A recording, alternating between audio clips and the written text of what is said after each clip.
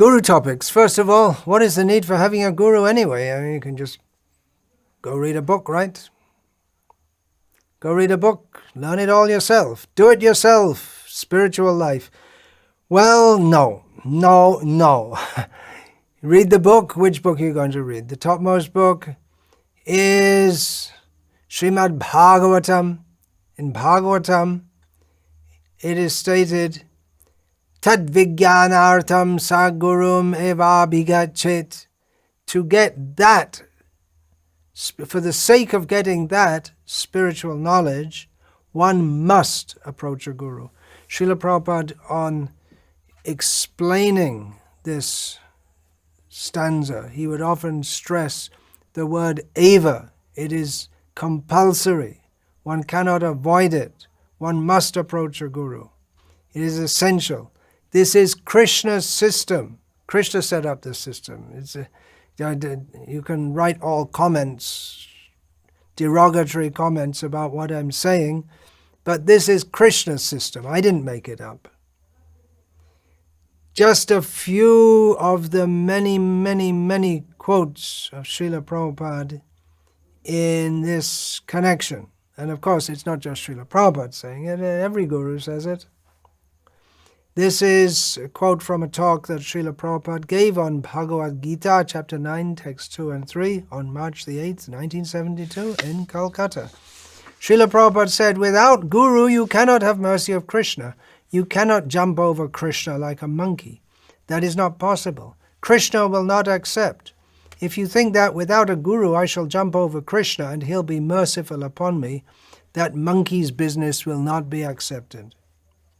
Chaitanya Mahaprabhu therefore says, Gopi bharto parakamalayo dasa dasa dasa dasanudasaha. You have to become the servant of the servant of the servant of the servant of the servant. Then Krishna will be pleased. If you jump over Krishna, Krishna, I have come to you. Krishna is not so easy. Therefore, Guru Krishna Kripai Pai. If you are sincere, then Krishna will be merciful, first of all. Then Krishna will guide you, if you're sincere. Srila Prabhupada says it 3 times. If you're sincere, Krishna will direct you. Approach such and such a guru. And if the guru is pleased, then you'll get Krishna.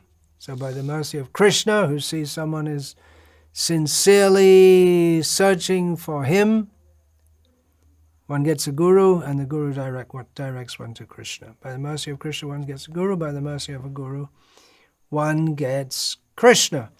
So gurus are needed in every generation to teach newcomers, to perpetuate the parampara, and even to interpret the previous gurus.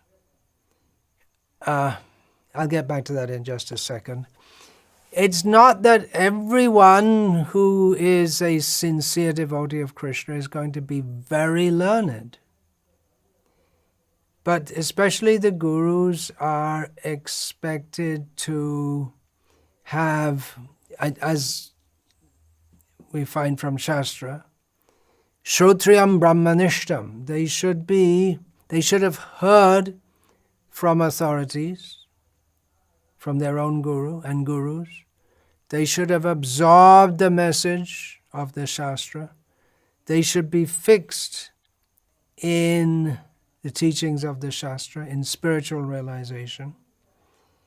And the particular service of someone who takes the role of a guru is to teach about Krishna consciousness. And I'll get back to that in a talk upcoming. Krishna willing, I'll get back to that. So not everyone can be very learned, but the guru's role, his role in Vaishnava society, different people have different services. Someone is cooking for the deity, some is cleaning the floor for the deity, someone is doing karma yoga, working in society and offering funds. Karma yoga in Bhakti, offering funds for the propagation of the Krishna consciousness movement. Now, everyone has a different role to play, but the gurus are the brahmanas are supposed to be those who They take time to study, absorb the message of Shastra, and explain that, especially to their disciples. One becomes learned by learning from a person. And see, even in Islam, they say, "Well, we don't accept any gurus." But you say in Bangladesh, I saw they have the dargahs of the pirs, and over in Rajasthan, it's a hugely popular Muslim, the most popular Muslim pilgrimage place in India is the dargah of that Chishti.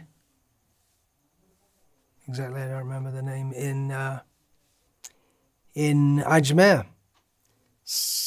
But in every generation, they have there's a Sufism in particular, what they call a pir, which is it's a guru. It's just the Islamic version, and even the Ritvik leaders themselves, although they say no, Prabhupada's the last guru, but they're de facto gurus, and I'll get back to talking about that later also, because even what the guru teaches, that has to be interpreted by the next generations, especially when there's a major foundational guru like Srila Prabhupada. And in fact, those who promote Ritvik-vad, they are interpreting Srila Prabhupada. They say Srila Prabhupada meant that there would be no future gurus, and no one initiating after him. They're interpreting what Srila Prabhupada said. They're giving their understanding of it. So they are presenting Srila Prabhupada to others and his teachings to others, that particular facet of his teachings they're presenting to others. And every guru must do that. That's what they do, because their disciples can't study for themselves every little facet and of knowledge, and even if they study, then they'll have questions, and the guru is supposed to be able to answer them, although the questions should be relevant to the topic of spiritual realization. And sometimes Srila Prabhupada also treated dismissively certain questions which he thought were not very relevant to the spiritual advancement of the person who was asking. But we see, especially after every major acharya, there will be branches of his followers, and they may have somewhat different outlooks on certain issues, and that can be fractious, as we see in the Krishna conscious movement at the present time. There are different interpretations of what Srila Prabhupada said, so a guru is supposed to do that for his disciples. He's supposed to explain that we say because we're followers of Srila Prabhupada, and others may say because they're followers of other gurus. Well, Srila Prabhupada said this, and this is how it's to be understood. For instance, just to give one example, it was point of contention some years ago, not so much now, I don't hear, but whether we should offer items in arati up, starting from Srila Prabhupada, or down from Krishna. What do we do? There's difference of opinion, because Srila Prabhupada said to offer it going up from the guru to the next guru, but he also said to standardize the deity worship all over the movement according to the Hari Bhakti Vilas and the tradition, which starts from the top and goes down. So then that's an issue, and different people interpret it in different ways. And there gender roles is a major source of contention. The origin, if any, of the jiva, in time, we all accept that the origin of everything is Krishna. So the gurus interpret the previous gurus and how the because a guru interprets Shastra, interpret in the sense, he explains. And then his own guru will explain in a certain way, and then the next generation will explain that to his disciples. And there may be a difference of outlook also. So that is why gurus are required in every generation. If you see that, for instance, Srila Prabhupada said, we can use the atomic bomb for Krishna.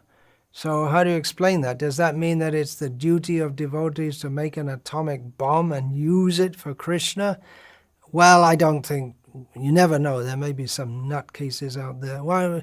They say, no, Prabhupada said it. You have to, so they might be thinking, now it's our sacred duty to go and make an atom bomb and use it for Krishna.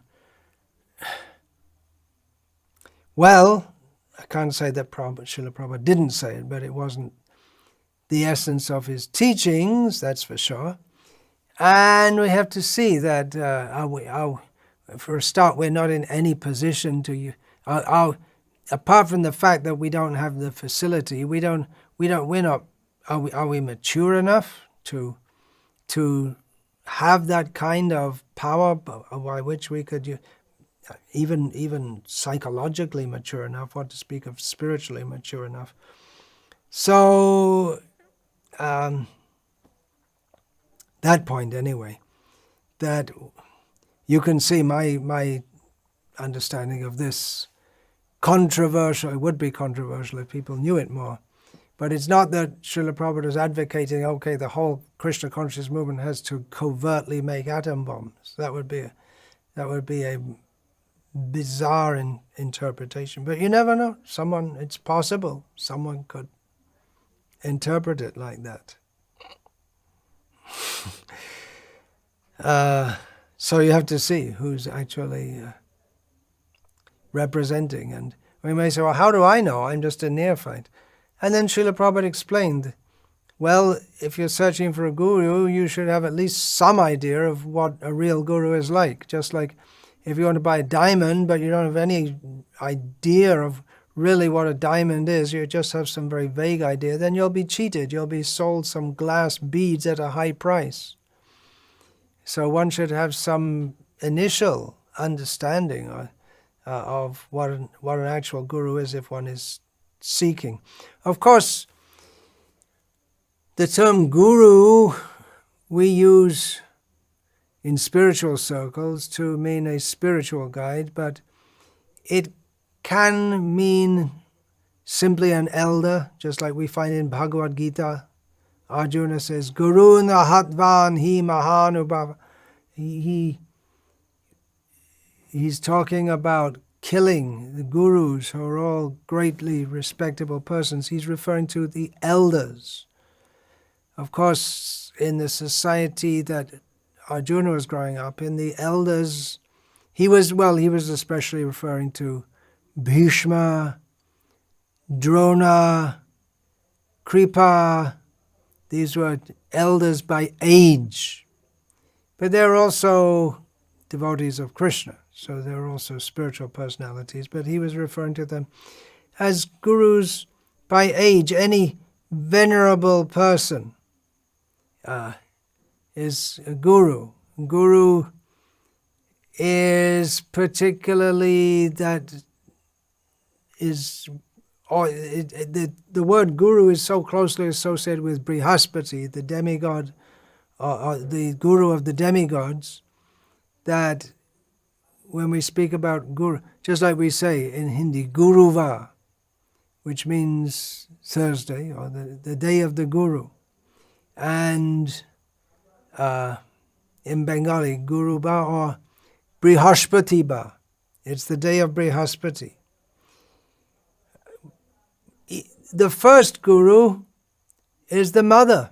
She's the first one to teach the child.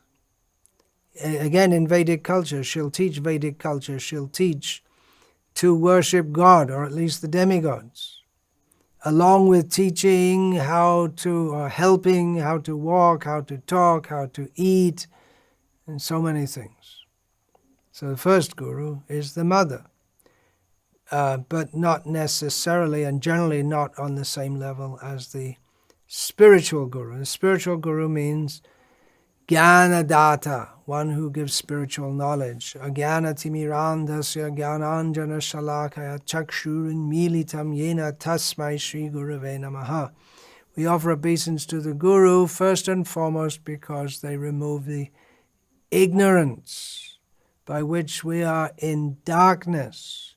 They remove the layers of ignorance, just like removing cataracts from an eye, so that our natural ability to see is uncovered. So this is the basic understanding of what a spiritual guru is in Vedic culture.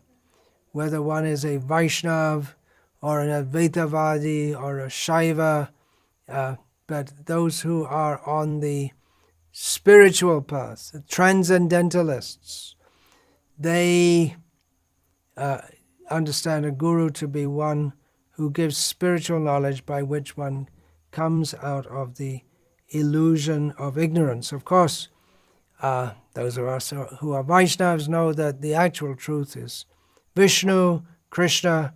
So an actual guru in the true sense of the term, in the best sense of the term, should be a Vaishnav. Shat karma nipano vipra mantra tantra visharadaha.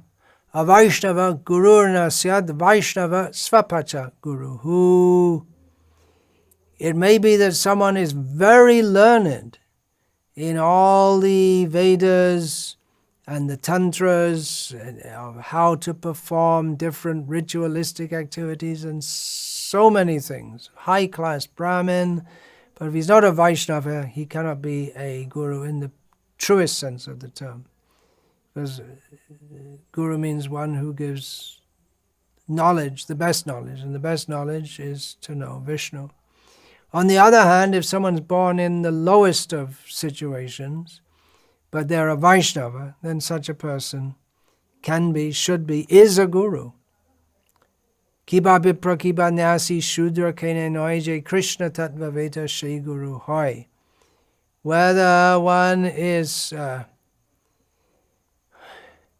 Brahmana, or a Shudra, or a sannyasi, or whatever, if one knows the science of Krishna, such a person can be a guru. Jare deko tare kaha Krishna upadesh, amaragyai guru hoya taro edesh. Srila Prabhupada quoted this again and again, exhorting his disciples and others, even those who weren't his disciples, to become,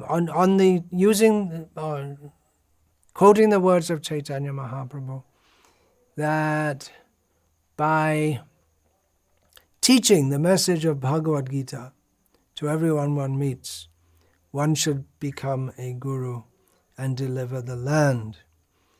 Now, guru, we generally think of initiation.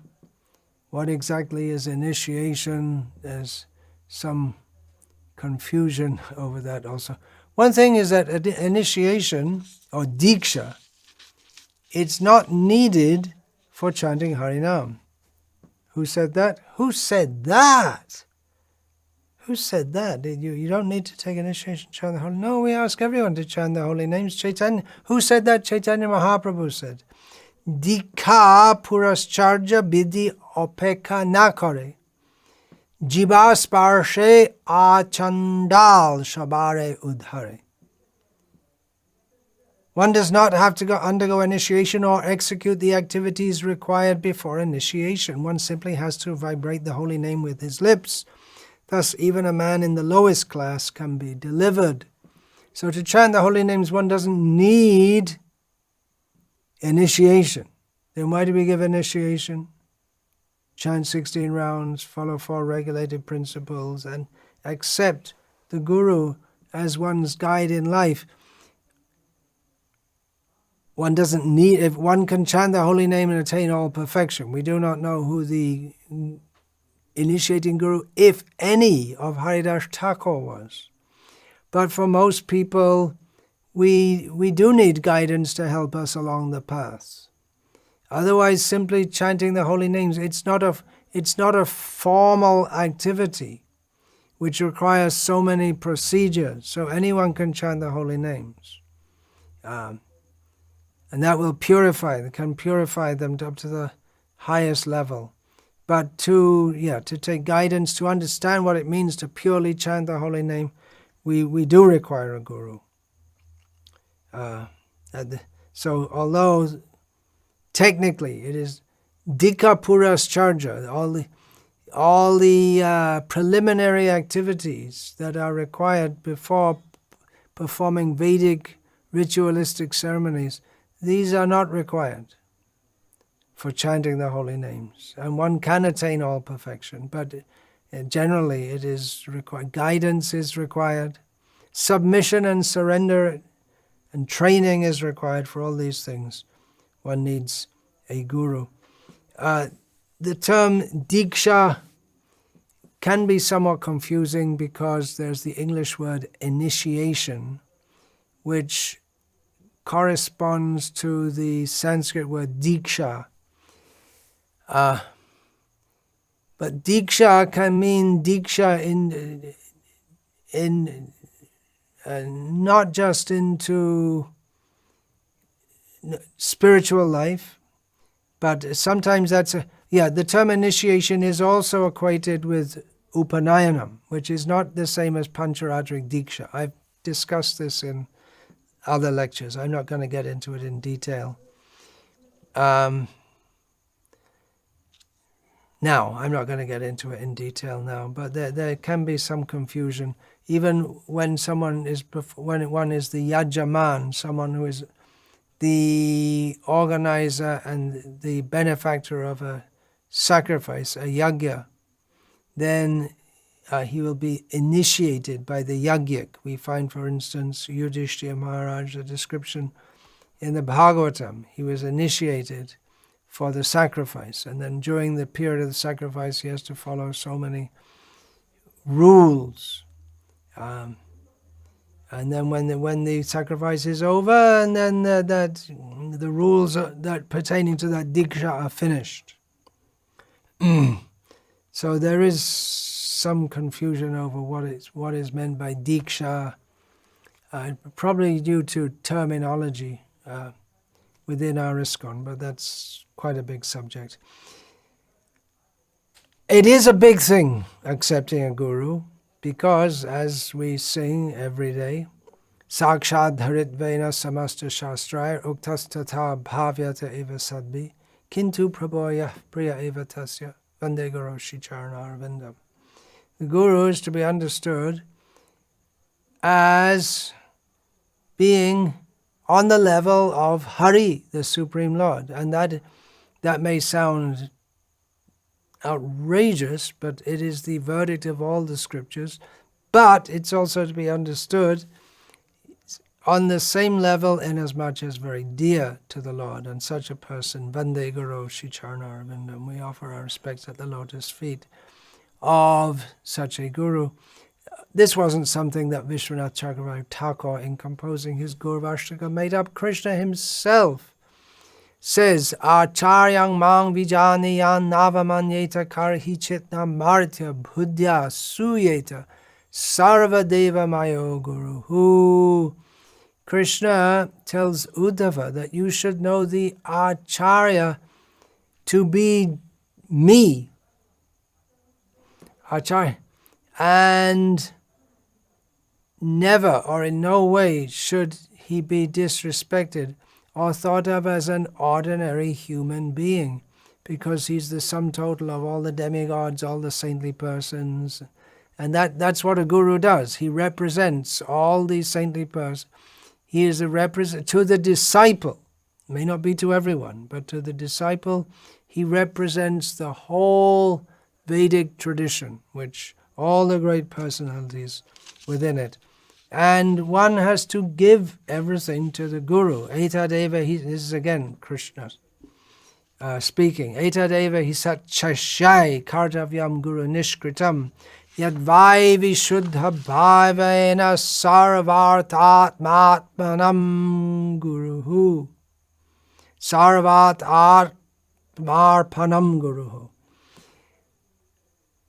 It is the duty of all true disciples, Lord Krishna says, to repay the debt to their spiritual master.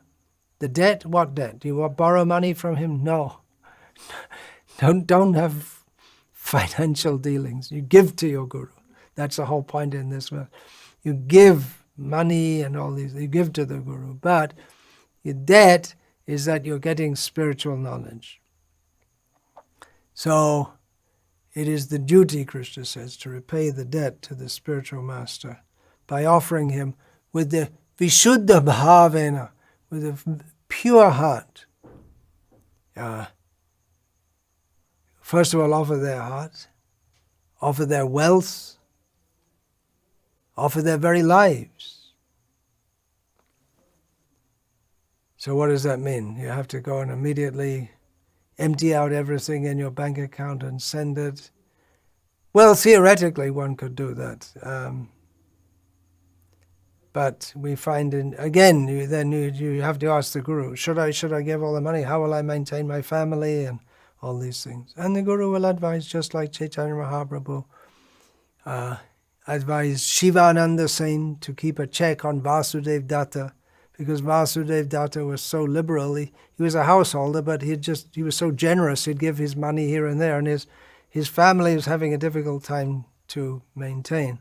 So Chaitanya Mahaprabhu told Shivananda Sen, who is a very practical kind of devotee, to oversee him. So all these points have to be understood properly, but the principle is there. It is the principle to give oneself fully to the guru, and even one's wealth. It's specifically mentioned here. Of course, artha can mean the very meaning of one's life, but one should give oneself. It's self-surrender.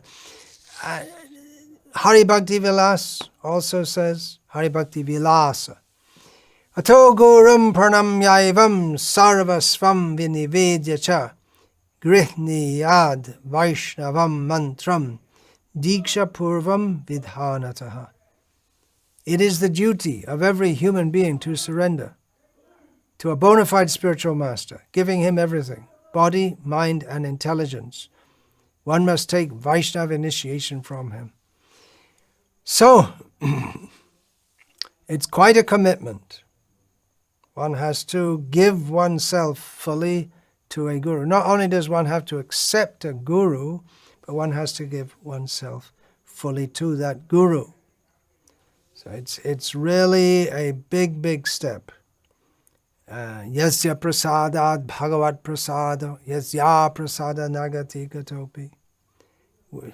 If we have the mercy of the guru, then we can get the mercy of Krishna. If we don't have the mercy of the guru, then we can forget it. We're not going to get the mercy of Krishna. It's a very, very big decision to make, to take a guru. On the one hand, guru eva bigachet, one must approach a guru. On the other hand, it requires complete submission and surrender. And you may think, where can I find such a person? How can I surrender like that? But it can't be avoided.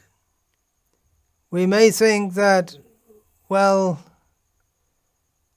I'll avoid it. I'll take initiation from Prabhupada. That's what the Ritviks say. But who is there to surrender to? Who is there to tweak your ear? Who is there to get on your case? Who is there to direct you personally? So it does require tremendous faith.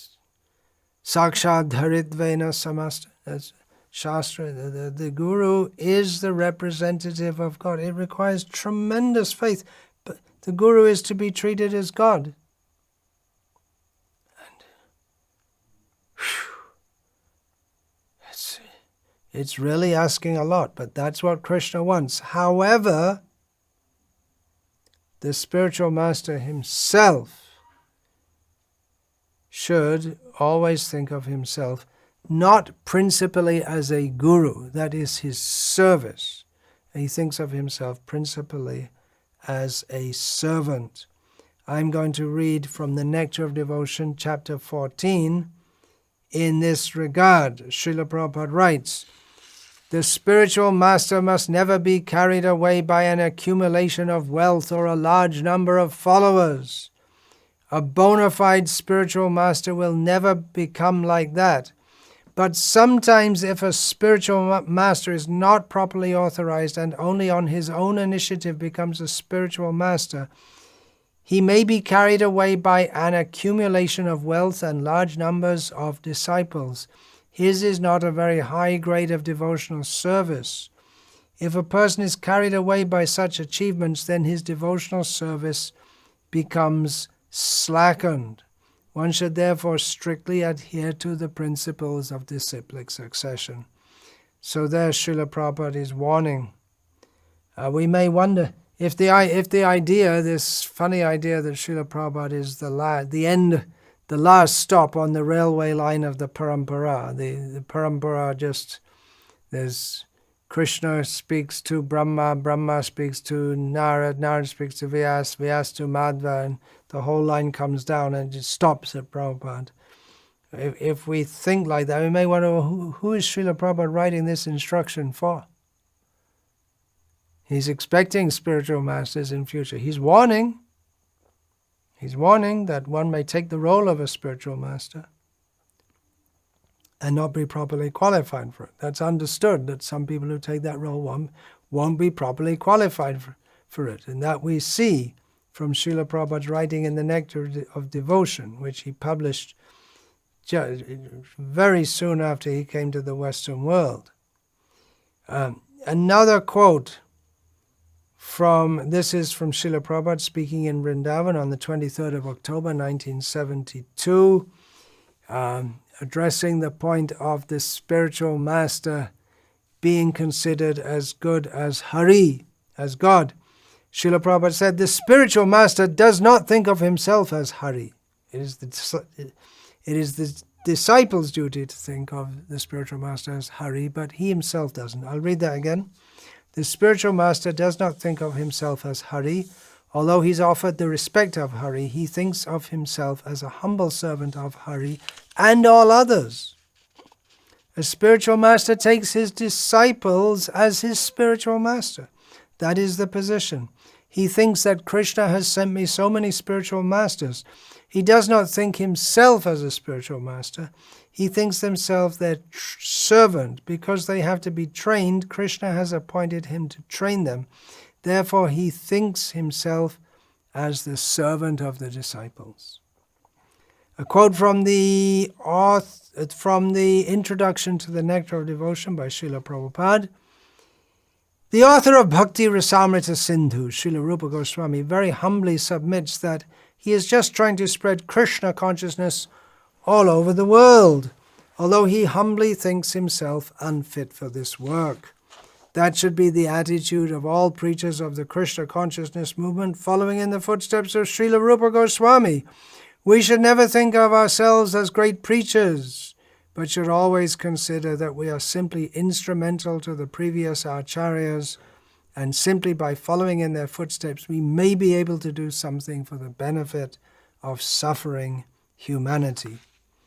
So just to recap the points, the central points in this talk: gurus are required. Everyone who wants to spiritually advance must accept a guru, take initiation, surrender and give everything to the guru, treat the guru as God. However, the guru himself is a Vaishnava, so he doesn't think, "I'm God."